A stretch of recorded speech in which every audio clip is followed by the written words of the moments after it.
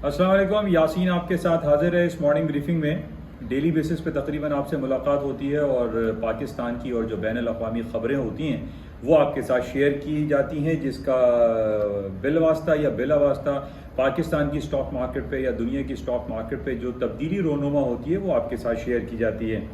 आज इस हफ्ते का पहला वर्किंग डे स्टार्ट हो चुका है, बरोज़ पीर है, 21 अगस्त आज तारीख हो गई है। और जो इम्पोर्टेंट ख़बरें हैं जो हम yasinanalysis.com के प्लेटफॉर्म पर आपके साथ शेयर करेंगे उसमें बड़ी इम्पॉर्टेंट ख़बरें हैं। एक सबसे पहले आज सुबह अर्ली मॉर्निंग चाइना ने अपने इंटरेस्ट रेट में कटौती कर दी। कहाँ हम देख रहे हैं कि दुनिया अपने इंटरेस्ट रेट को बढ़ा रहा है, चाइना ने अपने इंटरेस्ट रेट को काट दिया है। और इसी तरीके से कल बरोज़ मंगल 22 तारीख से एक बहुत बड़ी मुलाकात हो रही है जोहान्सबर्ग साउथ अफ्रीका में, जिसको ब्रिक्स का नाम दिया गया, BRICS।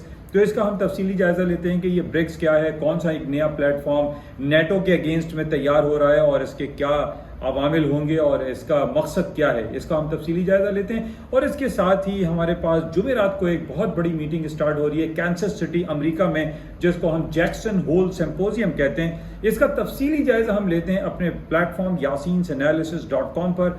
मेरी आप तमाम लोगों से गुजारिश है कि इस प्लेटफॉर्म को आप ज्वाइन करें ताकि ज़्यादा से ज़्यादा इंफॉर्मेशन आपको मार्केट के हवाले से मौसूल हो सके। थैंक यू, खुदा हाफिज़।